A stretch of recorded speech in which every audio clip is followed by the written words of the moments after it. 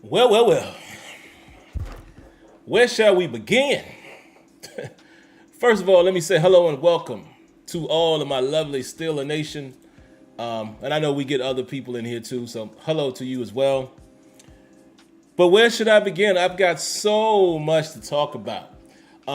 This is going to be quite interesting. This is going to be quite the interesting show because I know there are going to be emotions all over the place. There's going to be blame and fingers pointed all over the place. I'm already seeing some.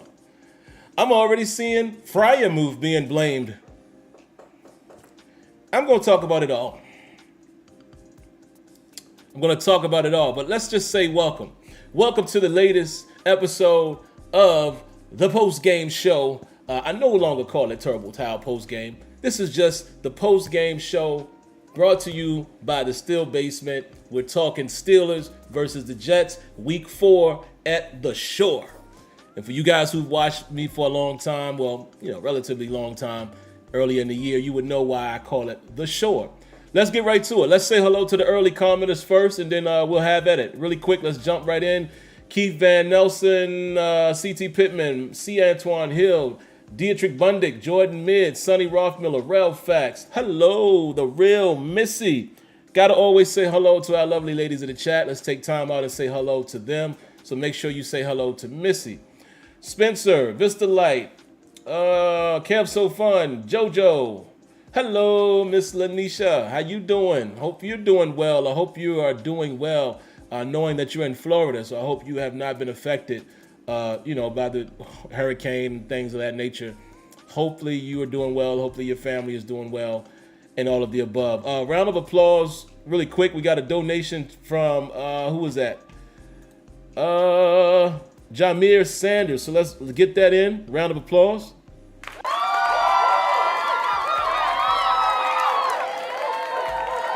This is interesting. This is an interesting take here. I'm going to just say it's interesting. He says, if Mitch stays in the game, we win. Shaking my head. Tank time. Minka made the play we needed. Safely with Mitch.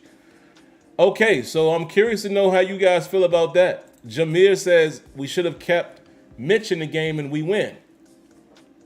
I don't know if I agree necessarily with that particular take. I think I understand the sentiment, but I don't know if a lot of people will agree with that. We'll see. We'll see. I'm not saying you're wrong for that. Who else we got up in here? But I am definitely curious to see what the chat has to say about that. Why Diggy? Wave Dave. Hello, Miss Odessa. Hello, Miss Odessa. Another lovely lady to chat. Make sure you say hello to her. She's in the building as well. Boss Una, Mr. ABS. Joshua Shields, Cutboy 412, Marlon Nicholson, Erica J. Hello, Erica. I'm assuming that is a female as well. Don't want to offend anyone. You know the climate that we're in, but I'm going to assume by the name of Erica. So if you are, hello, Miss Lady. Thank you for chiming in, tuning in, commenting. We always say hello and a warm welcome to all of our ladies in the chat. So hello. So real quick before I get into it, what do you guys feel about that? What my man Jameer said? Oh, y'all going crazy. And I'm with who is this? Chris Fala. I'm with you. He says, don't know if I can argue with the take, but I don't agree with it. And that's how I feel. So Jameer Sanders, definitely not laughing at your take or anything like that. But like you said, my man there said, I don't know if I agree with that. I understand what you're saying, but I don't think I would agree with that. But, I won't argue the take. Hello, Miss Debbie. Miss Debbie in the building. Everyone say hello to Debbie, another lovely lady in the chat. Make sure you say hello to our ladies, please. All right, let's get into it. I'm not going to hold y'all too long, man. I got so much to talk about in this game, so I encourage you guys to stay for the entire show. I promise you I won't hold you long. I'm not in the business of doing the super long shows anymore. Let's get right to it. First, we're going to talk about the inactives. Akello Witherspoon being inactive. I'm going to talk about that later. That might have had something to do with some of what happened today in terms of coverage, even though Mr. Spoon was not good against Cleveland. Absolutely was not. And I'm going to say something to you guys about Cleveland, too. later that I noticed in the All-22. For you guys who are members of the channel, I noticed that not a lot of y'all watched it. Go watch that. There's something very important that I talked about in that All-22 footage. Again, you have to be a member of the channel, actually join the channel in order to see that, because it's private just for members. But there's something about Matt Canada that rubbed me the wrong way in that game. And somebody remind me to talk about that later if I don't. But anyway, if Keller Witherspoon was out, Green, Loudermilk, I think I know why Loudermilk is not playing. Leal is getting a lot of time. And Leal has actually been a little productive. Mason Rudolph, Mark Robinson again not playing. Steven Sims not playing, but Gunnar O, yeah. I'm gonna talk to you later. And this kid, is it Anini? Aneni? A-N-E-N-I-H-I. He's outside linebacker. I don't really know who that is, but he's inactive. Couple quick injuries that I saw in the game. I could have missed one. You know, Alex Highsmith goes out in the second quarter. He does return.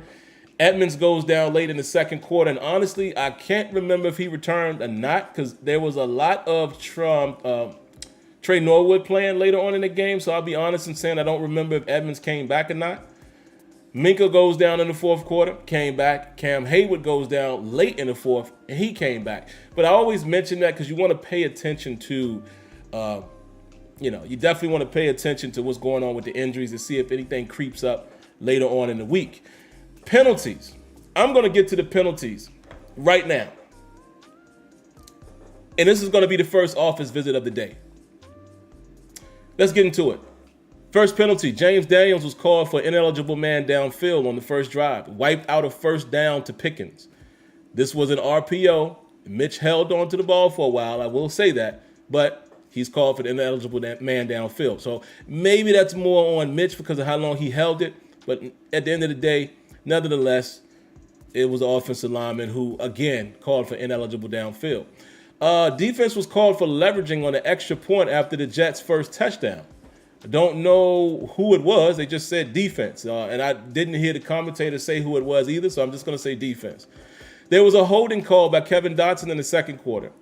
Chuks Okorafor called for illegal use of hands in the second quarter. There was an illegal shift by Deontay Johnson, second quarter. False start by Dan Moore late in the second quarter. Gives up a sack on the very next play. Way to go, Dan Moore. Arthur Marlette was called for defensive holding. I think that was in the second quarter or second half. I can't quite remember, but it gave the Jets a first down.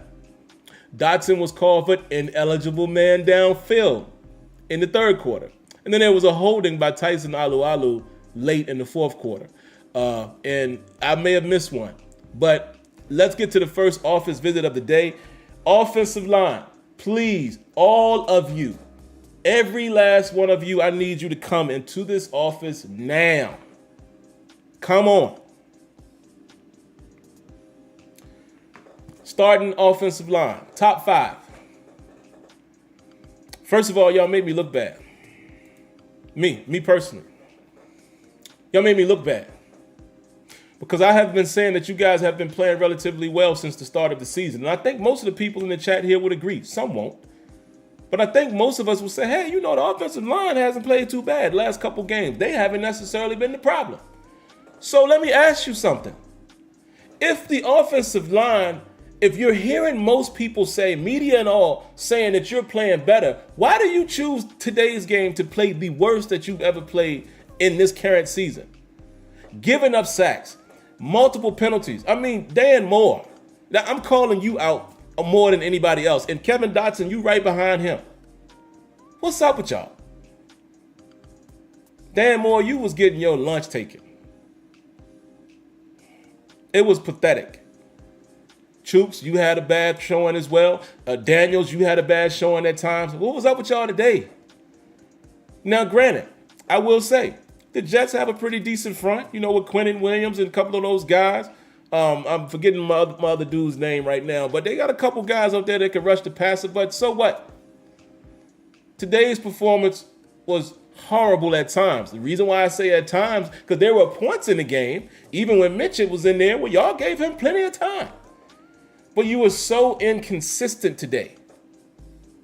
Just, ugh. Like I said, Again, this is my opinion. I don't know how everyone else feels. I don't think you were horrible for the entire game. There were moments where I'm looking around like, whoa, Mitch has a lot of time back there when he was in the game. But you're extremely inconsistent. Way too many times you got beat, and way too many times there was an offensive penalty that killed and destroyed drives. Matter of fact, I'm going to quote something that my big brother, Cousin Floyd, said. I wrote this down. Where is it? Cousin Floyd said, and I quote, he says, if the O-line could get up the field on run plays as much as they get down the field on pass plays, we would be unstoppable. I'm going to give Floyd a round of applause for that.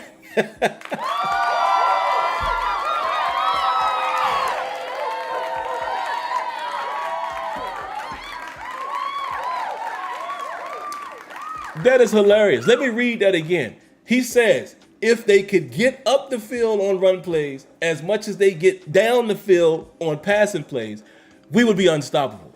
And I am in full agreement with that. How many times do we got to, come on, man.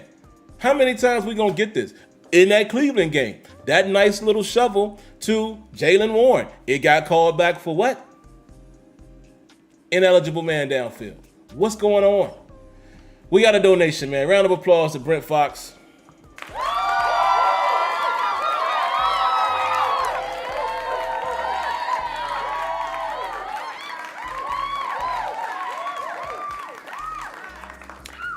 He says, just showing support, Sim. What's good, family?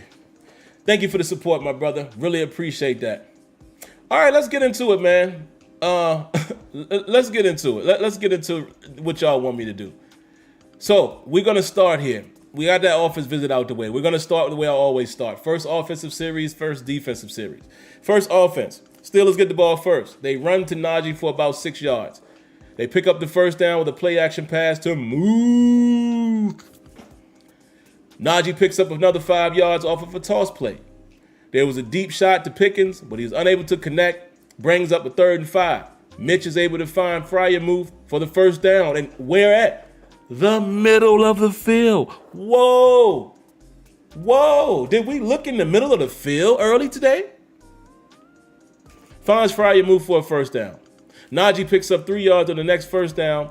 Then he finds Pickens on the next play, but it was wiped out by ineligible man downfield.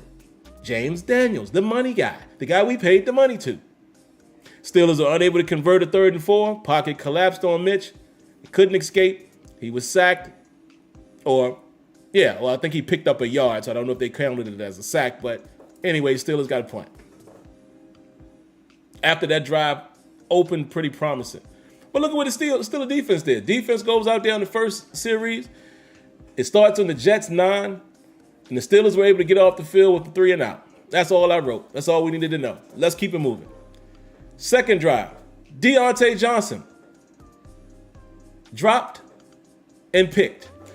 Deontay Johnson, can you come into the office, please?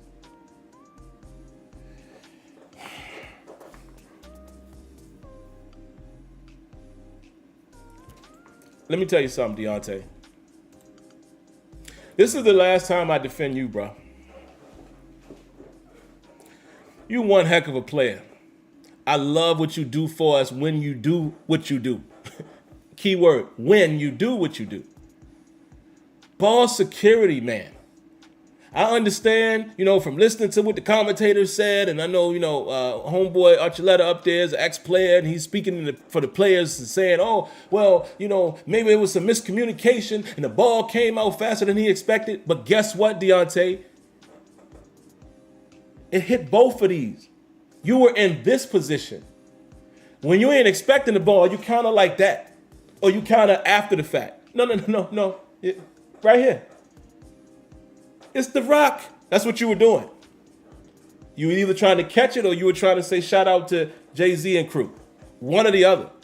But what you didn't do is you didn't catch the rock. You said it's the rock, but you did not catch the rock. What is...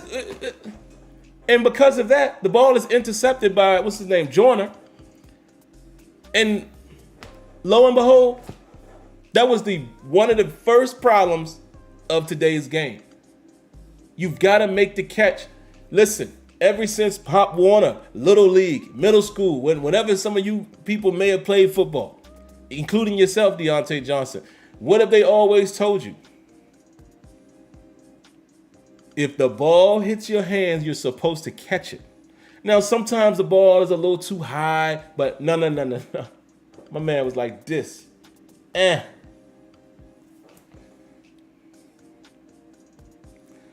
Deontay, I'm sick of it, bro. Oh, because I saw the game last week as well when I was able to rewatch that 3rd and 3 when, if I'm going to defend Mitch Trubisky, put it right here and you dropped it.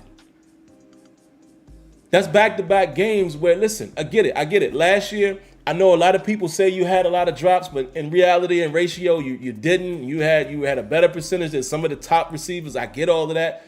But us as Steelers fans always seem to see you drop it in a key moment. Last week, it was a 3rd and 3 that was critical. Today, it was interception. That was the result of you not catching the ball. Get out of here, man. And let me just talk to the chat real quick. Why do y'all think, see, here we go. Y'all always think we're gonna get to certain play. Why do y'all just assume that the Steelers will get Addison? This is what we do as Steeler Nation. We think every player is ours. How do you even know that would happen? But anyway, let's get back to it, man. My man out there, it's the Rock, but you can't catch the Rock. So right after that, Steelers are faced with a 3rd and 5. After the first down sack, we got a sack, and the Jets able to pick up the first down with a run on 3rd and 5. They tricked us, handed the ball off, and they picked it up. But the Steelers were able to get off the field with the field goal. Okay, so the Jets only go up 3-0.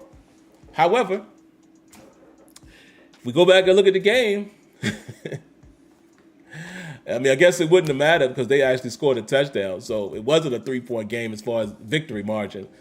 But yeah, we still gave up points off of a senseless turnover, man. Deontay has to catch that ball. 3rd offensive drive, the Steelers go 3 and out following the Jets field goal. Ball was thrown to Warren in the flat. Now, once again, we're throwing it short of the sticks. If you remember, Trubisky rolled to his right, so I don't know if he had time to get to any other route, but he threw it short of the sticks. Jaylen Warren is tackled. Steelers are 3 and out. Right after that, Steelers give up a 3rd and 6, a pass to Moore against Levi Wallace. I did right here. Levi Wallace slipped on the play. It happens, but, we gave it up. Jets were able to score with the trick play. They basically did like the Philly, what they call it? Philly special. Basically did one of those. Trick play. Ball is thrown back to Wilson. He catches it for the touchdown. At that point, the Jets are up 10-0. And I wrote here, on this particular drive, we had Jack, Bush, and Spillane on the field at the same time. We are doing that quite often. And it looks like we're trying to run some type of moderation of a 4-3 or something. But I swear I saw it today.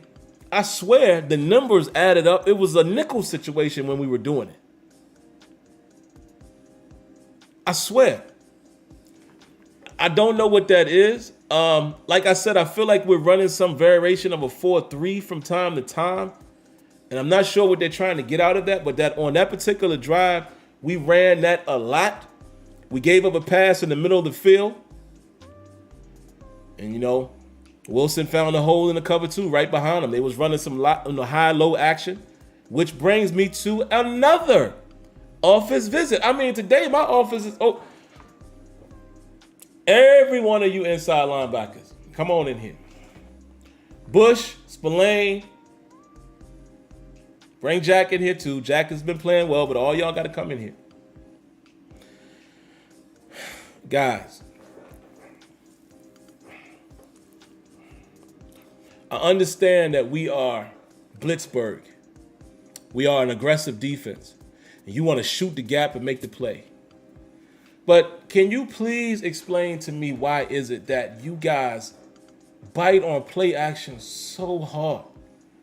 I mean, why? I mean, I get it. That's why you run play action. You try to get the linebackers to peek and you throw it behind them. I mean, every team in the league does it. That's why we run it. But can we find a balance, fellas? As the game is going on and you notice that you keep getting burned by that, can you maybe not bite as hard? Like, can you kind of just play the middle ground and, if he hands it off, rally to the tackle? When it's happened to you like 3 times in the game, now you should be more hesitant. Like, you guys get washed by play action. And this is a game until the last touchdown. This is a game in which we were maintaining the run. So why are you biting so much? Again, I know it's hard when you out there in the throes of it. Bullets flying at you. I get it. I'm just saying there has to be some type of mentality. You got to say, they keep killing us with that. And here's the thing. Here's a conversation I was having as I was watching the game. I can't put that specifically on coaching. That's here. That's you as the player. Like, I don't know if a coach can coach you on how not to bite on play action so much. Now, maybe what we could have did, maybe we would do a different coverage. Maybe we start playing a little more man. But then you're rolling the dice on if any of these dudes can guard Conklin or what's the other kid, Davis. You know what I mean? In a one-on-one situation. Because they were just killing us in the middle of the field. So if you want to say coaches, then maybe you say, maybe call a different play instead of running zone. Okay, I'm not going to disagree with that. But like I said, then you're just rolling that dice on whether or not Spillane, Bush, Miles Jack, and I think Miles Jack is relatively good in coverage. Can one of those 3 cover this dude? Other than that, I don't know how you coach somebody playing play action better, right? Some things is on the player. I'm not making an excuse for Terrell Austin or anybody, or Tomlin or anybody. Anybody. B-Flow, whoever's dealing with the defense. I'm just saying, what the point I'm making about how hard they bite on play action, I have a hard time thinking that's being taught. Could be. And if it is, I take back what I said. I blame player and coach then. But fellas, please, stop it. I mean, this is repeating. This is repeated behavior. All right, get out of here, man. Let's keep it moving because I want to get in this chat. Because this chat is going to be funny. This chat going to be hilarious today. I know it is. I can't wait to get over here with y'all. Hold on. We got a donation, man. Round of applause to Jonathan. Is it Francois? Francois or Francois? Let me know if I pronounced that correctly. Round of applause. Thank you for the donation.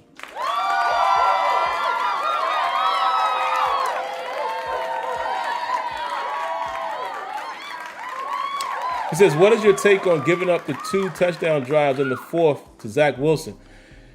Defense has got to play better in those situations. Where I will look at the defense and I think they need big time improvement is seems like the last 2 weeks we're not getting off the field as much. Again, these are NFL teams. It's an NFL opponent, right? You can't discredit the other team. Like a lot of times, again, I think fans in general do this. And definitely here in Steeler Nation, because I know Steeler Nation more than any other fan base.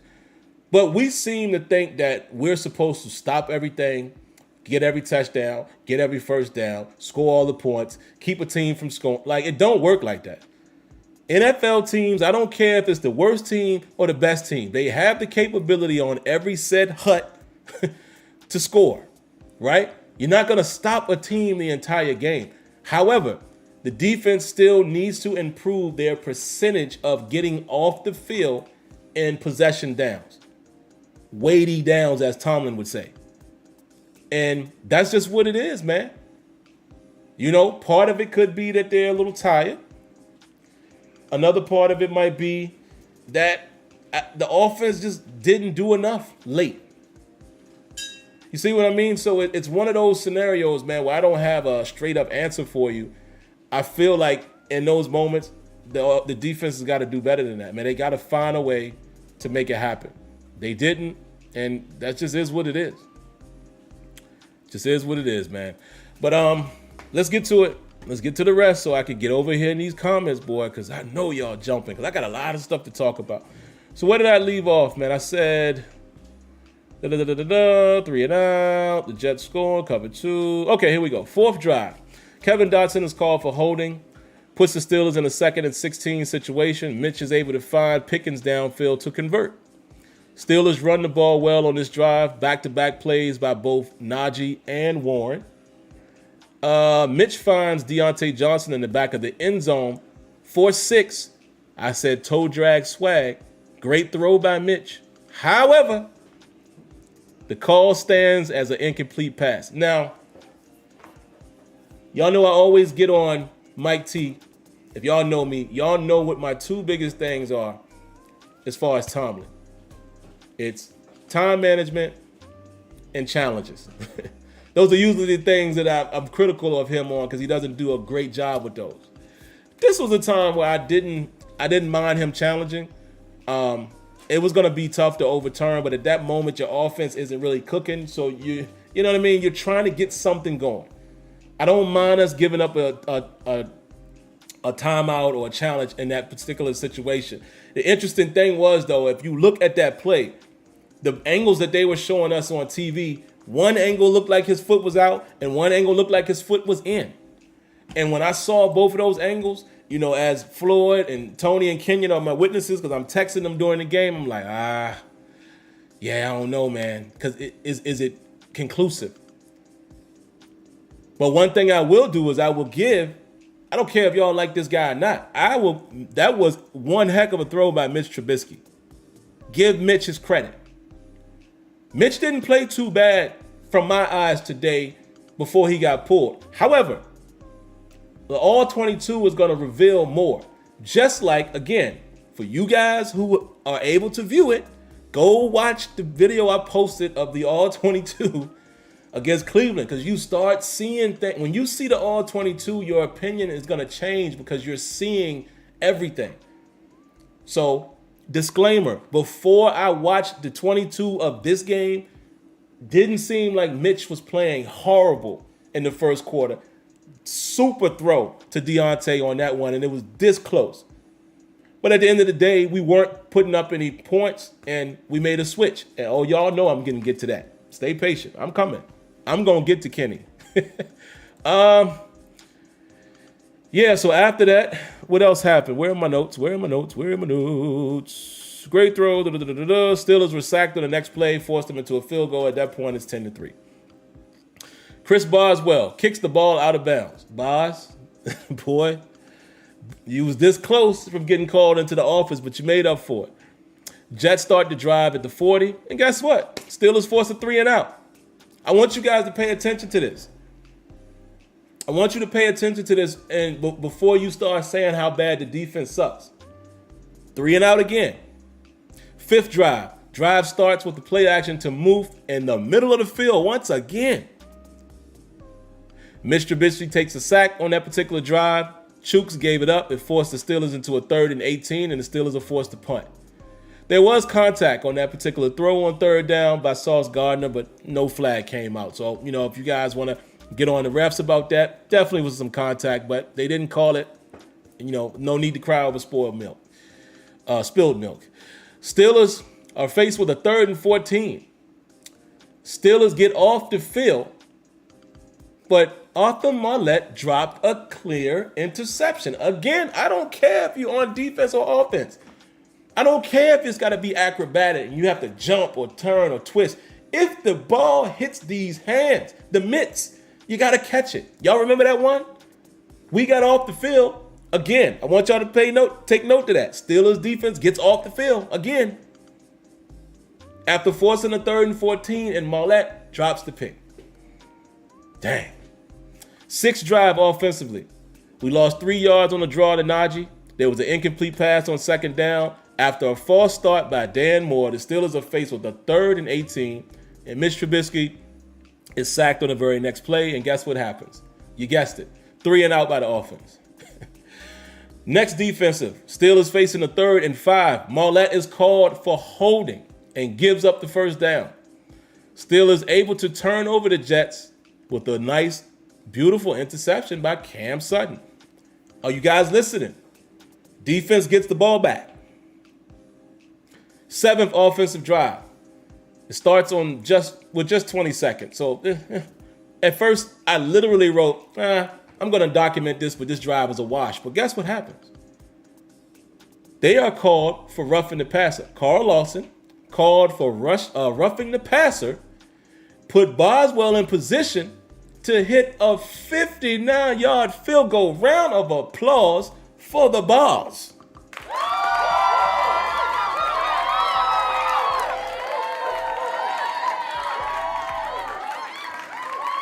I see your comment there, Marlon Nicholson. You said the Steelers got the lead and the defense gave it up. I'm going to get to that. And again, I'm not here to change nobody's opinion. I'm just documenting this. And hopefully, as you guys hear me chronicleize it the way I'm doing, you can kind of take a step back and see how the game went. But man, Boswell kicks a 59-yard field goal, which is a record in Heinz Field. Shout outs to Bos. And at that point, I'm like, okay, we got a little something going here, going into halftime, 10-6. And guess what's going to happen? The Jets are going to get the ball first. Okay, the Jets are faced with a 3rd and 9. The Steelers are able to get off the field with, guess what? Another what? 3 and out. 3 and out. How many 3 and outs have I said so far? Y'all keeping track? But guess what? Yes, look, I ain't even have to call his name. He's walking past the office and he's looking at me like, yeah, come on in here. Gunner, I'm done with you. I have nothing else to say. I'm done with you. I hope Tomlin is done with you. You 2 fumbles, dog, in 3 games. And the reason why I say 3 games is because Patriots game and then last game and then this one. That makes a 3rd game. You have 2 fumbles in 3 games. Go take a seat. Go tell Steven Sims, I need you to do what happened on Remember the Titans, right? Go give the dude your spot. Go tell him that he's better than you. You got to go. I'm done with you. I have nothing else to say about you. Had high hopes for you, but you can't secure the ball. What, you hanging out with Deontay Johnson or something? Ain't giving us nothing on the end around. Go have a seat, bruh. I'm done with you. I am done with you. I'm done with you. Goodbye. 8th drive. Guess who comes in the game? Boom. Guess who steps in the room? Kenny Pickett. Can I spend a few moments with y'all? Can I spend a few personal moments with y'all? Hold on real quick. Let me make sure. Let me see how many of y'all in here. 249 people watching. Oh, man. Can I spend a few moments with y'all? I am talking to you. Listen, I told y'all, I will never argue anybody's opinion or anything. But what I told y'all, what you need to stop doing is speculating. You speculate. It is amazing to me how the fans feel like they know what everyone's thinking on the team. I'm talking specifically to you guys and maybe gals who's, last week, all y'all is in the comments. Tomlin don't have the to put him in the game. He ain't got no cojones. Oh, he's soft. Oh, he's scared. He's not going to make a switch. And what did Mike Tomlin do? He put Kenny Pickett in the game at halftime, week 4.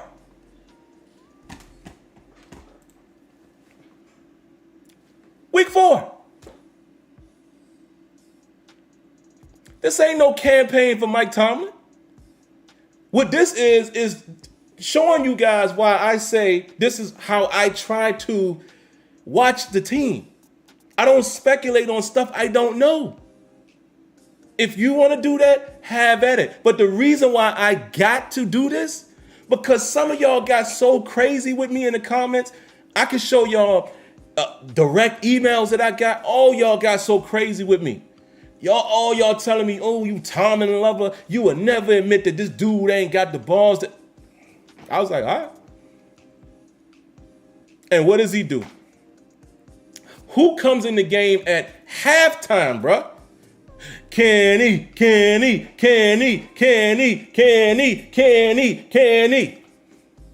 Who made that call?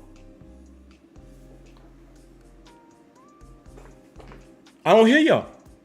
Who made the call for him to come in?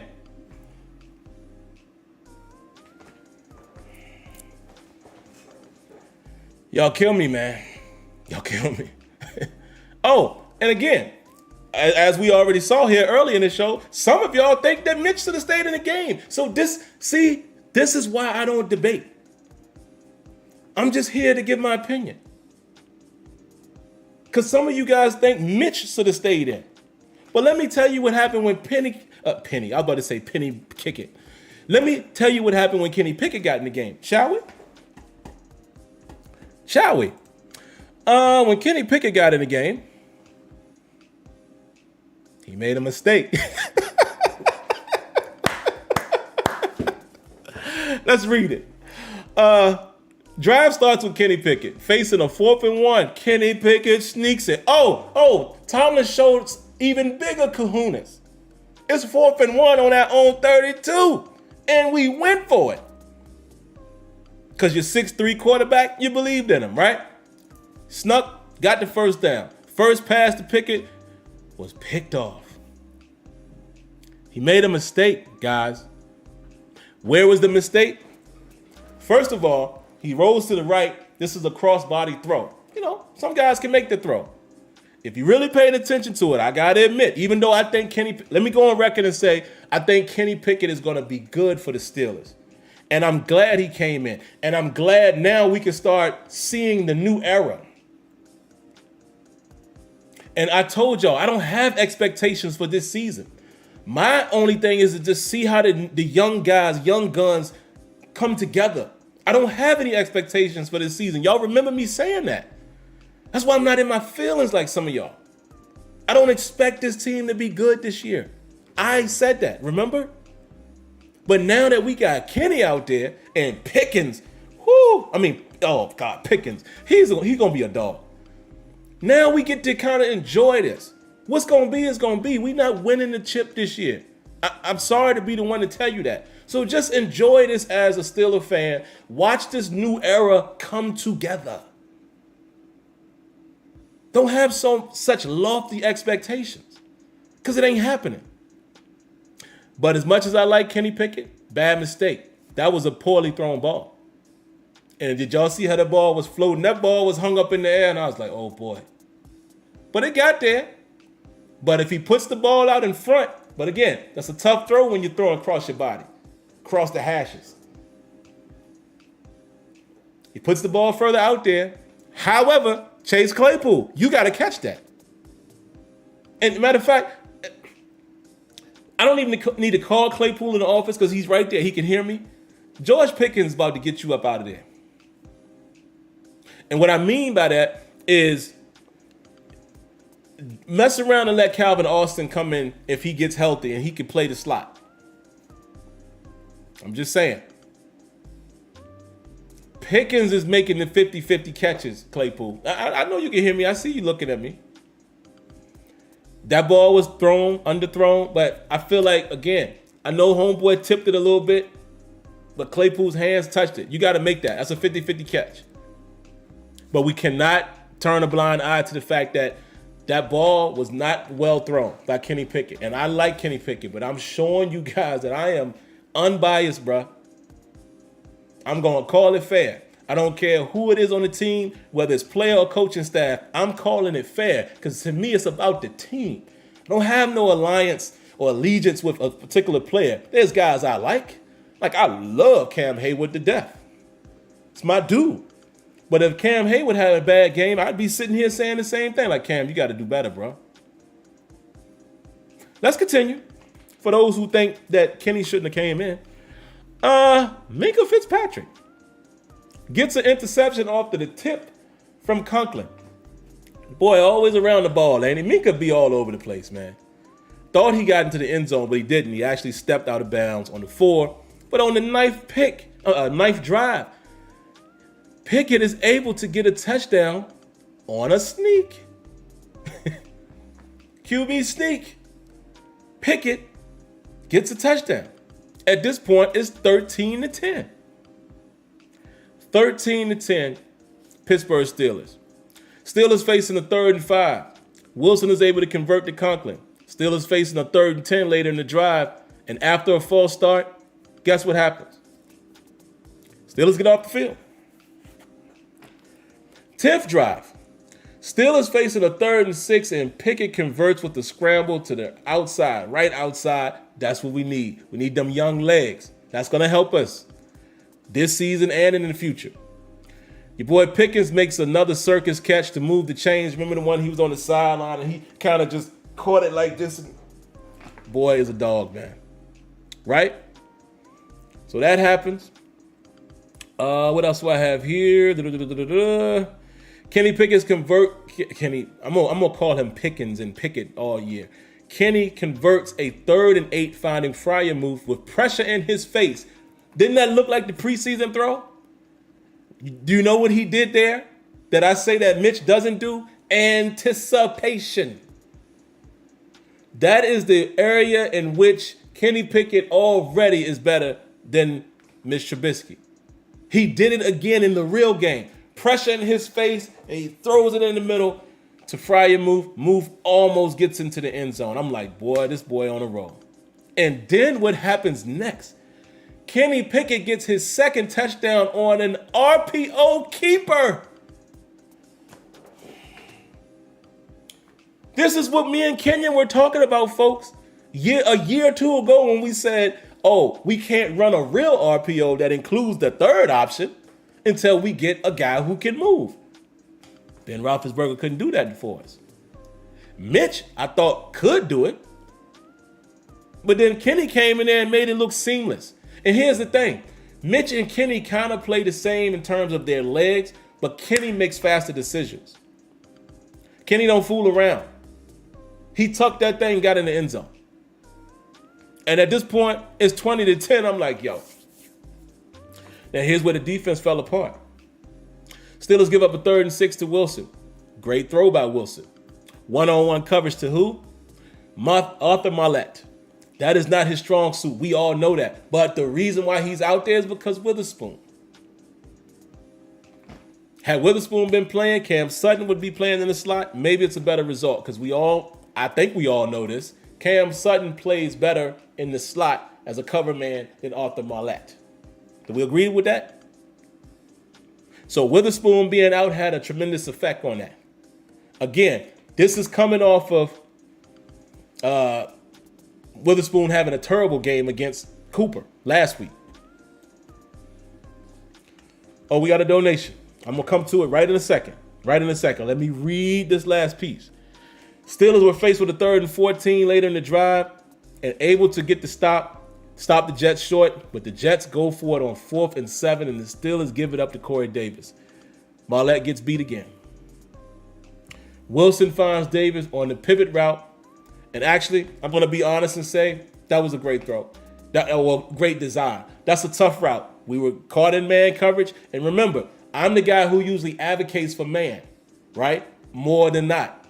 But I always say I like to play tight man. Get up in their face, especially when you're defending the goal line. But you've heard Kenyon say, which is absolutely true, sometimes man can kill you in them situations because of pick routes and things like that, rub routes. Well, we saw that play out. Davis ran like a little pivot, cut back inside, and created a natural rub. Nobody was there. Levi Wallace was actually on the ground. Touchdown. At that point, it's 20-17. I'm coming right to the donation. I'll be there in a second. Let me just wrap this up. 11th drive. Steelers facing a 3rd and 3. Second 3rd down on that drive. Pickett makes a back shoulder throw to George Pickens. Thing of beauty. We rolling. We rolling. Then what happens? Second mistake of the rookie's day. He's a rookie. Kids start feeling a little too good. And what I mean by that is he's trying to make something happen. Forces the ball to Freiermuth. Some people are saying it's Freiermuth's fault. Did you see how high that ball was? Freiermuth is what, 6'5"? Or whatever he is. You see he had to stretch and it still hit his fingertips. That's a hard catch. It's tipped. It's picked. If you go back and watch that play again, Kenny has to learn, just throw that away. Just throw that away. I understand what he was trying to do, but even Muth was covered. A guy was there. Two guys in the area. You got to throw that one away. But again, I'm not mad at Kenny Pickett like some people are going to probably be. It's a mistake. All quarterbacks do it. But again, see what I mean? Like, even though we've all been waiting for him, this is going to come with it too. He's not going to be perfect. He's going to make mistakes. In my opinion, he made 2 in this game. However, I'm glad he's playing because did you see the energy he brought? And did you see how the offense was flowing with him? So I am ecstatic that he's now playing. And we'll see how the rest of the season goes. But that mistake, that hurt. You got to throw that ball away. Got to throw that ball away. And maybe he was trying to. I don't know. You just got to. Maybe he was trying to throw it away. I don't know, man. But yeah. And then after that, man, the Steelers facing a 3rd and 6. They give it up to Conklin up the middle. And, the rest is history. The Jets are able to get into the end zone, man. And, they caught the defense slipping on those 2 drives. And that's why I personally can't put this loss on the defense. Did they give up those couple drives? Yeah, but it's the 4th quarter. Pretty sure they were tired. I'm not taking up for them either. I'm just saying a reason why I like to document everything because it paints a better picture than to just say, oh, the defense sucks. The defense gave it up. No, if you watch the whole game, the defense played good. But you're gonna give up stuff at times, especially in that late. They were gassed. I'm not making an excuse. I'm just saying our offense has to get going faster and produce more points so we're not in that situation. Donation, man. C.T. Pittman, round of applause.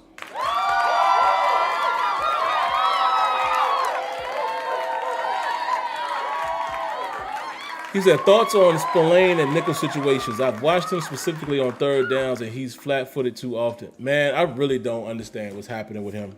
I don't understand why. I know the Steelers are probably doing some type of rotation, but if I'm being honest with you, I do not understand why Spillane is out there, not only in nickel, but even times when we run dime. I don't understand why that is. And I'm being 100% honest with you guys. I don't get it. If we want to blame the coaching staff for that, I'm with you on that. Why is he the guy? I know it's probably a communication thing, but sometimes you got to just put the better athlete out there, man. That ain't no disrespect to Spillane, but I think that Miles Jack has shown it. I even think Devin Bush is probably better suited in those situations. Bush hasn't been horrible this year, man, if I'm being honest. But I wish I knew, CT. I do. I really do. Let me get to some of my final thoughts, and then I'm jumping right in the comments because I know y'all all over the place with these. And I can't wait to just read them. Here are my takeaways. The Steelers have they said it was the first quarter. It was the end of the first quarter. At that point, the commentator said the Steelers have had 12 3-and-outs. The most in the NFL. And that was in the first quarter. We had a few more later on, as I outlined here. That's why the Steelers are not winning football games, folks. You can put it on the defense all you want, but the offense is not producing. That butter ain't churning. I wrote here, the Steelers offense unable to sustain drives. Penalties killed most of the drives. Yeah. We didn't really sustain many drives until late, until Kenny came in there. And again, I'm just saying, I'm not attacking Mitch. Listen, Mitch Trubisky is what he was. He's supposed to be the bridge, and this is what he was supposed to be. So that's why I don't know why everybody was so in their feelings about him, period. We knew he wasn't the guy. He was supposed to be the guy to buy us some time until we could bring Pickett in there. And like I said, everybody assuming that Tomlin didn't have the guts to do it, and he pulled one on your eyes today. Pulled it right over your eyes. He put that boy in at halftime. So for all of y'all saying he won't ever gonna do it, boom. So now we are past that. I would assume we're not in a quarterback controversy. I would assume it's Pickett's to, it's his from here on out. We shall see. But yeah, an offense attacked the middle of the field early in the game. I appreciated that. That was an improvement. The Steelers got some good balance going in the second quarter. I thought we did. We were running the ball relatively decent, some passes, and that's when Mitch was in there. Mitch didn't play horrible, in my opinion, today. The 22 will reveal it, but from what I saw on the TV tape, I wrote here the Steelers are running some type of variation of 4-3 at times, and that's a lot of times when you guys saw Spillane, Bush, and Miles Jack out there at the same time. I wrote here linebackers are biting way too much on play action. I mean, a couple of them plays, when they showed the replay, them dudes are all the way at the line of scrimmage, bro. It's like they're not even thinking there's a threat of a pass. Can't have that. And we were getting the proof. I can't speak in facts, but the reason why I feel the way I feel about not completely blaming the defense, do y'all see how much pressure we were getting early in that game? Did y'all pay attention to that? How much pressure we were getting, or how many times Zach Wilson had to hold the ball. That means we were covering. But guess what happened? That late in that fourth quarter, we won't get in that pressure no more, right? That might have something to do with attrition. Just my thoughts. I wrote here, George Pickens is a dog, plain and simple. And those are my comments. He is a dog. We got another donation. Round of applause. I believe it's CT Pittman again, man. Really appreciate you.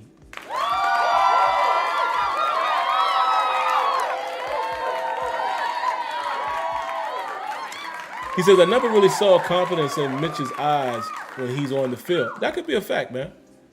That could be a fact.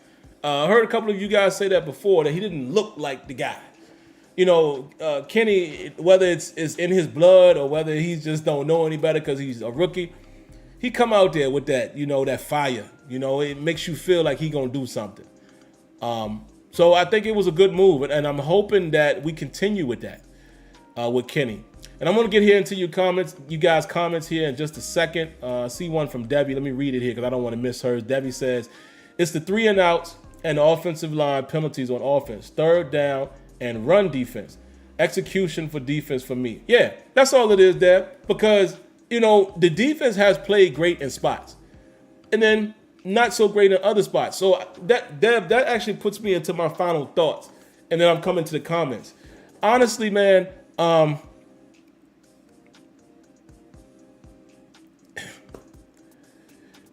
honestly, I just feel like this team is not going to be great. It's just period. Even our defense, I think can be good, but I don't feel like they're going to be great because there's still things they have to work on. I do feel like the defense gives enough for us to win. Wave Dave says we were up 20-10. This is on the offense. I don't know if you are saying that as a statement or a question. But what I will say is the offense to me is not consistent enough. They don't sustain drives enough. We don't put up enough points early in the game. We rely on our defense in the second half and often late in the game for heroics. And again, this is the NFL. A defense is not stopping a team every single drive. It's just not going to happen, especially those with talent. Zach Wilson has talent. You're not going to stop anybody on every play. It's impossible. This is the reason why your offense needs to get it going earlier, so you have a little bit of a cushion. You make the game long, you stretch the game out, make the clock burn faster when you sustain those drives. Literally, is it on the defense because they gave up the final scores? Sure it is. But I think the problem began early in the game. You know, look at when we got those points. By that time, it's like you're running out of gas. Again, I'm not making an excuse for the defense. I just feel like through these first 4 games, man, I feel like the defense has done enough. And they just can't hold it together for the final rally every game. That Patriots game, 17-14. I mean, come on, man. We had an opportunity to win that. I feel like we had an opportunity to win in Cleveland. It's just, look what it took against Cincinnati. And then today, all we had to do was maintain possession. So again, you make a mistake. You know, Pickett turns the ball over at an inopportune time. You know, that could be the difference right there. Because if we don't turn the ball over there, let's say we get another first down, you're taking 3 to 4 more minutes off the clock. You know, it's a lot of factors that, you know, it just, crazy, man. Crazy. But all right, man, those are my final thoughts. I do not have huge expectations for this team. I haven't had them. This is a new era now. The positive thing is, okay, it looks like Kenny Pickett is taking over. Kenny Pickett went in there and put points on the board. Kenny Pickett made a couple mistakes too. It's part of the territory. But now maybe we are able to put the quarterback situation to bed, and we as fans can just sit back and watch this new era develop. I would suggest not expecting this team to make the playoffs and make a run or win the Super Bowl. I don't see that for this team right now. Y'all know I usually don't call what the team is until about week 6. I'm getting close to it. I feel like I need maybe 2 more games now that Kenny is in there. But I see all I need to see to kind of know that this team probably ain't going to do much. We got super tough schedule coming up. You know, we playing a lot of teams that have won some football. The only benefit to us is in the division. Ain't nobody running away with it. Ravens lost. Browns lost. The Bengals are just getting themselves back on track. I mean, at 1-3, it still kind of But we right there. I'm just saying I would not expect it. I would encourage you, watch this team for what it is, and let's just see what the start of the new era is going to be. Now, we'll give you guys a few minutes. I want to hear what you guys have to say in the comments. Let's see. Walter Worthy says, but even Tomlin would say it's a situational football, and we've not delivered in those situations. Yeah. Expect it every time. No. But we should be able to do it at least once. I am in full agreement with that.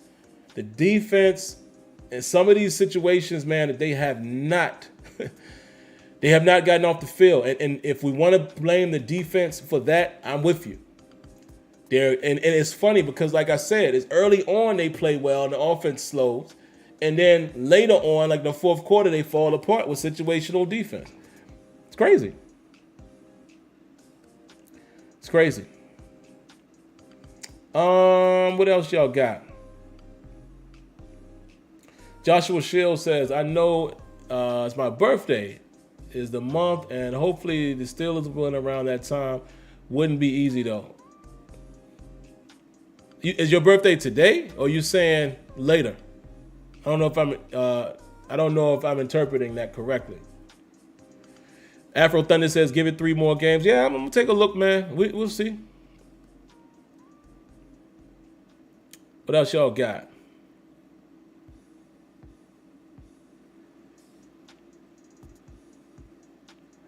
Wow, y'all are tough on Kenny already. C. Brown says, hope Kenny doesn't turn out to be another Mason. Wow. I mean, I think Kenny already showed us today what he can bring to the table. Again, he just made a couple mistakes. That's going to come with the territory.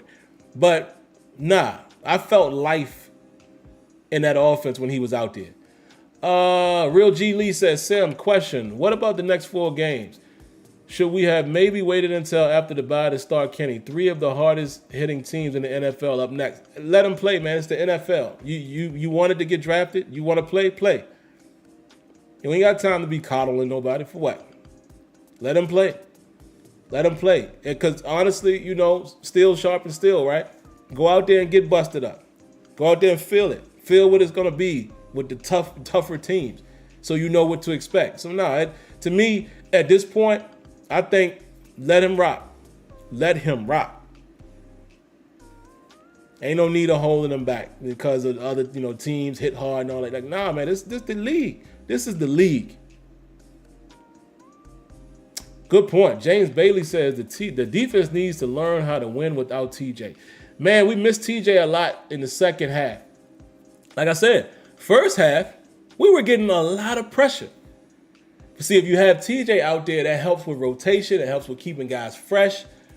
So maybe we get more pressure. We keep pressure on Zach Wilson if TJ Watt is out there. So, yeah, but you're right. They got to learn how to win without TJ, man. Relfax says defense still can't allow a TD, but I understand why you wouldn't necessarily blame them. No, and I think your statement is perfect. We have to acknowledge that they gave it up. Only thing I'm acknowledging on the other end is why the defense have been put in those situations.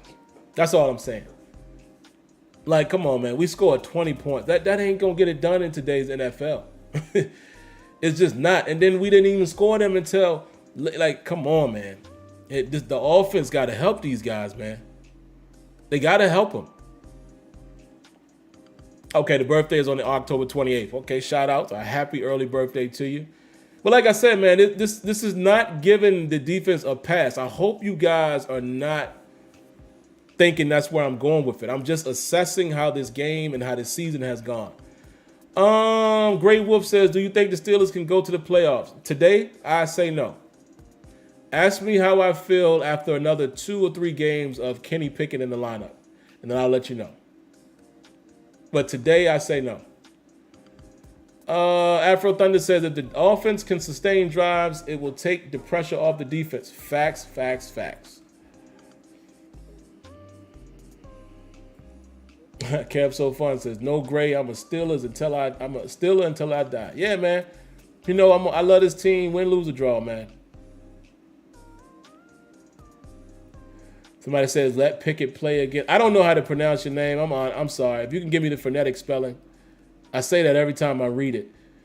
But he says, let Pickett play against Brady and Josh Allen. Yeah, man, put him out there. Let him play.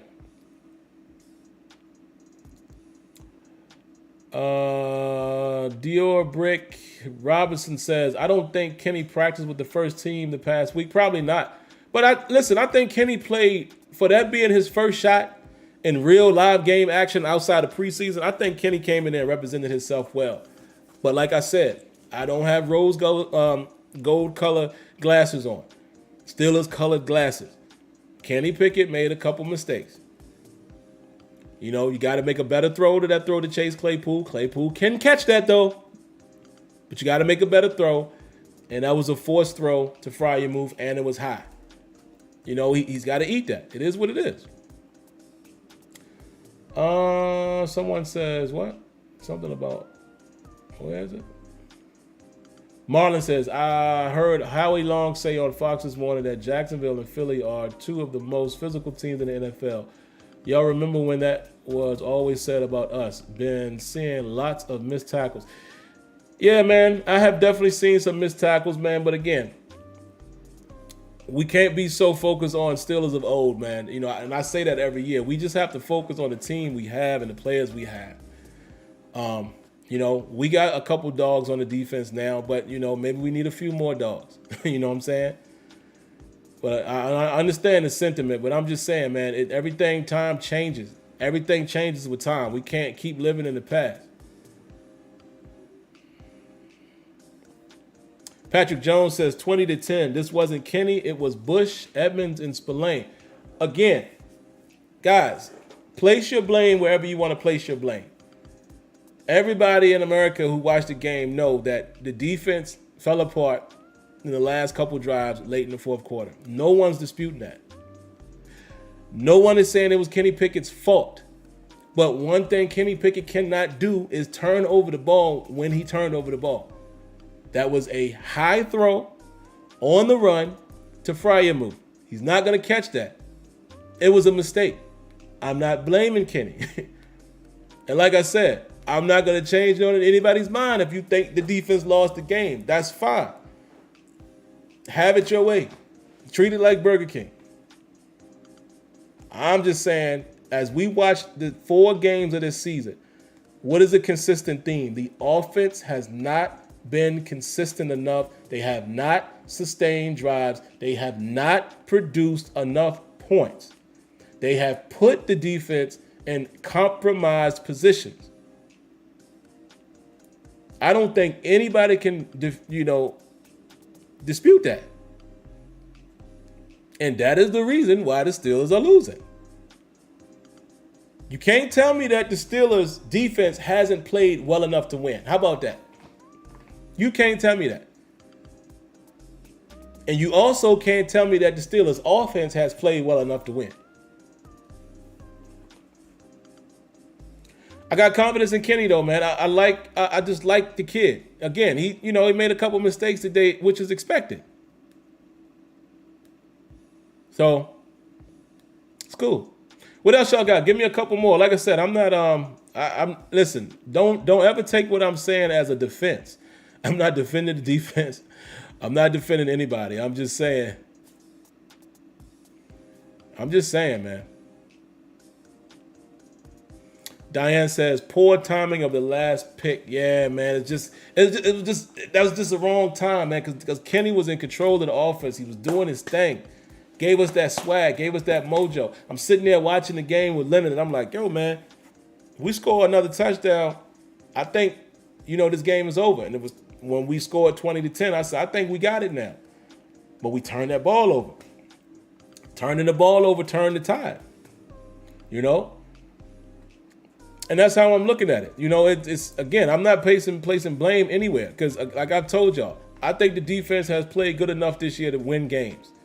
Defense got us a couple turnovers a day, and we did nothing with them. It just so happens that when Kenny got in there, Kenny got us a couple scores, but Kenny, bad timing on that pick, and that's just what happened.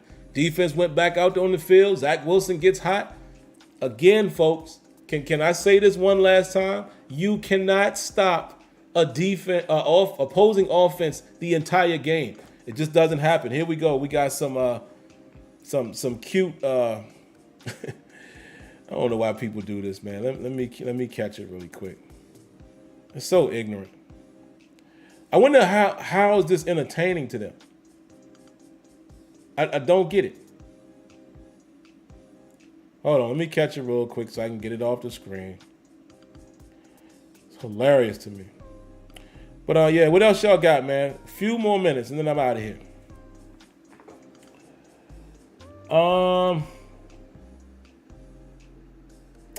Patrick Jones says Pickett did what Ben would have done. The ball hit the hands. Kenny was trying to win, period. All right, so let's have a discussion really quick. How many of you guys put that last pick on Freiermuth? I'm really curious. I will not attack your opinion. I'm just curious. Because I'm seeing a lot of people saying that was on him. And again, what I said is true. Ball hit your hands, but unless I'm blind, the ball hit the tips of Freiermuth's hands, and he had to jump up for it. So how many of you guys feel like Freiermuth dropped that or it was a bad throw by Kenny Pickett?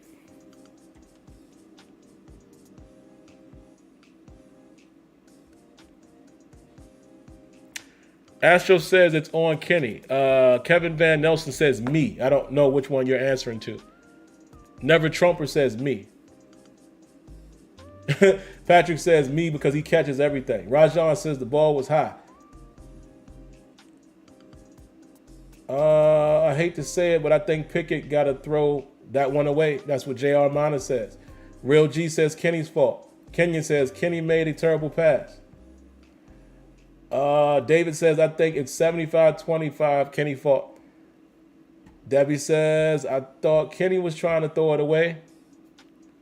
Maybe. And see, let's be fair and say that. Maybe he was trying to throw it away. I don't know. So, as you can see, most people are saying that it was on Kenny Pickett. So, and again, when I say that, I'm not blaming him. You know what I mean? I'm not blaming the kid. It's just bad. Somebody else says it hit the hands of Muth. But again, unless we are watching two different games, that ball was extremely high. It hit his hands, but it hit him. It hit the tips. It wasn't. And again, he had to extend to get it.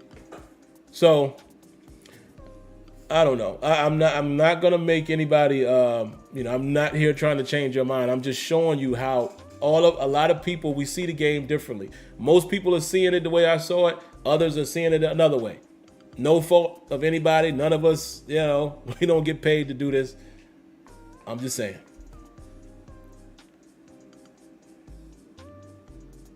So it is what it is, man. It is what it is. It's unfortunate, and that's what happened. But, like I said, fans, y'all be hard on players, man. Like, people out here trashing the kid. Y'all, either one. Some people are already trashing Moof. Others are trashing Kenny. I'm like, it happens. There's no such thing as perfect. Okay? So,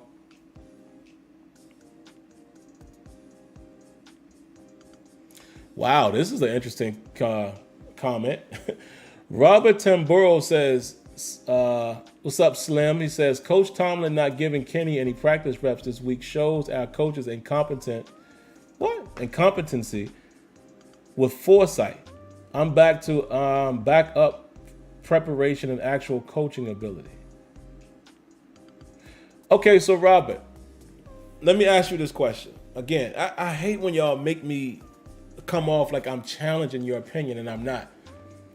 What did I say early on in this show? How is it that some of you guys can speculate?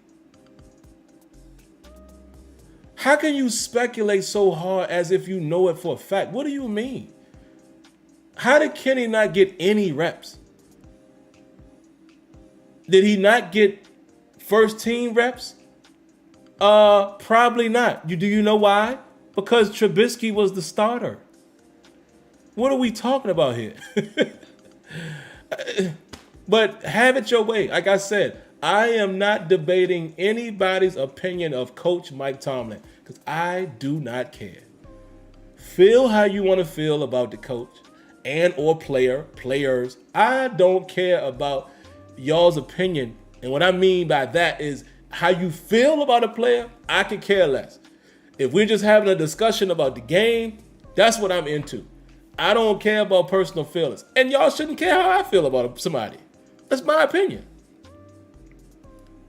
But that one right there is I don't know. I don't know. What backup quarterback in the league gets more, whatever. But again, it seems like he can't do no right for some of y'all. Y'all said he wasn't going to put Kenny in because he was scared, and he put the boy in there. And here's the thing. But see, to make that argument, Kenny didn't play bad. So what are we talking about? Kenny did not play bad. Kenny came in there and injected some juice into that offense and put up 2 touchdowns of his own. Made a couple throws as well. Made 2 bad throws, in my opinion. Yes. But so what? Mitch Trubisky made some bad throws too. Every quarterback that played today made a bad throw. So I don't understand what we're arguing. But, announcer said it. There y'all go. See, all right. All right, y'all. We're going to wrap this one up. I don't know what else to say other than this. I appreciate you guys coming through. If you haven't already, make sure you do that.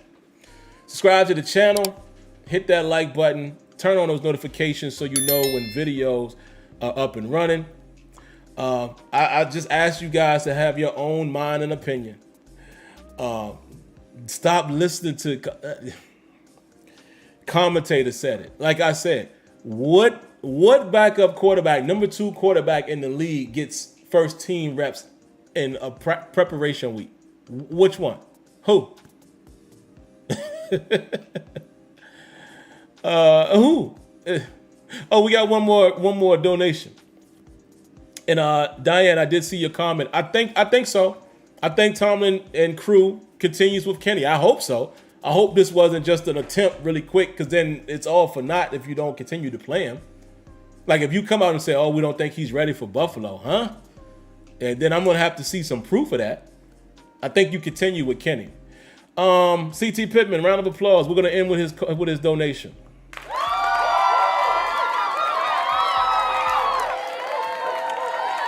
CT says, these are growing pains of moving on from Ben Roethlisberger, the Ben era. Yep.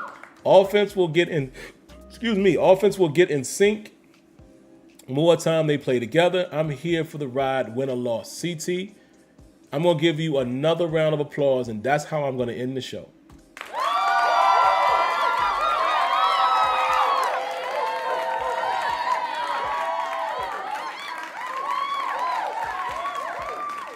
CT Pittman is speaking the sentiment that I gave you guys earlier in the show. Hey, I gave you this sentiment before the season started.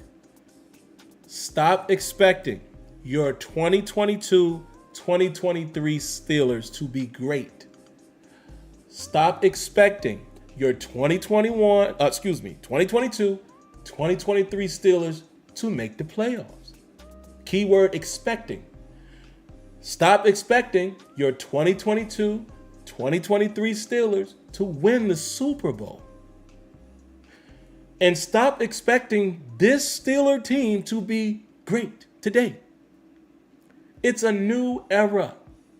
Figuring out who's the new franchise quarterback. Some of you do not like Mitch Trubisky. Some of you do not like Kenny Pickett. Some of you can't stand Mason Rudolph. Some of you want one of those guys to start. Some of y'all love Rudolph to death. Love Pickett, love Mitch. But guess what? They're not Ben Roethlisberger, the guy that you saw win on a consistent basis. The same guy that you also saw his career start to go down because he got older. When that happens and you have a multitude of new players on a team, they're not going to be your same Steelers. We're going to have growing pains. I know you're fans, but sometimes, guys, I'm telling you, I promise you, ask father-in-law Leonard, as we're watching the game, I'm telling him this. I'm like, don't be so emotional about it. This ain't the same Steelers. And guess what's going to happen too? I'll end it with this. For those of you guys that don't like the current coaching regime, what happens when we get another coach and we still lose? It's possible. It's also possible that the whole regime changes and we win. My point is, none of us have the answer to that. Stop speculating. You would live, it would feel so much more comfortable when you don't speculate. Because I'm telling you, I'm just not that type of person, but I got messages that I could post on this screen showing y'all how people going in on me. Oh, you Tomlin lover. He's never going to play Kenny Pickett. He ain't got the balls to do it. Okay. But see, I'm not a sucker. So I'm not going to put nobody on blast. But some of y'all right in here, some of y'all right in this chat, all in my messages, all going ham on me. And what did I tell y'all last week? Stop speculating. We don't know. We don't know what the coaches teach every week. We don't know what plays they design every week. We don't know. But last thing, yes, this is a shameless plug because you guys pay to be a member of the channel. Some of you guys who have joined, go watch my breakdown last week. It is up right now for members only. Watch the all 22 of Cleveland. I am seeing a pattern from Matt Canada. Let me say this really quick. I'll say it again on Terrible Towel Tuesday. I don't like what I'm seeing out of the routes that he's calling. Lots of vertical routes, folks. A ton of verticals. Straight verticals. 3 guys running verticals or running deep comebacks. I don't like it. Go watch the breakdown. You'll see what I'm talking about. And like I said, I'll talk about it again on Tuesday. Hopefully I don't see the same thing when I watch the all 22 of this footage. Excuse me, which I won't have until Tuesday. But let's leave with that.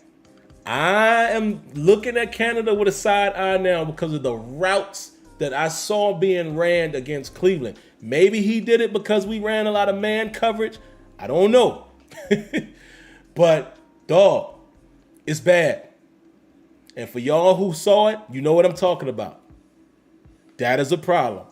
And if it turns out that it's the same thing that happened in this game early on, Mr. Canada's coming in this office, and I would fully be on board with saying, all right, it's time for him to rock. Can't keep doing that, bro. Cannot keep doing that. But all right, let me get out of here, man. Y'all be good. Thanks for coming through. Stay safe. God bless. Good night. Talk to you guys on Tuesday. And for you guys who might be newcomers, Terrible Towel Tuesday is all about me giving another recap after today's knee-jerk reaction. But I open up the phone lines for you guys to call in. So if you want to get it off your chest, you want to say what you have to say, hey, you want to get at me, you want to challenge, whatever you want to do, you will be able to call on Tuesday. The phone number is right there at the bottom of the screen, 619-924-0818. All right? Watch some football, man. Get your mind off the Steelers now. We lost. It's over. Go enjoy just being a football fan until we meet again. Catch y'all later. Peace.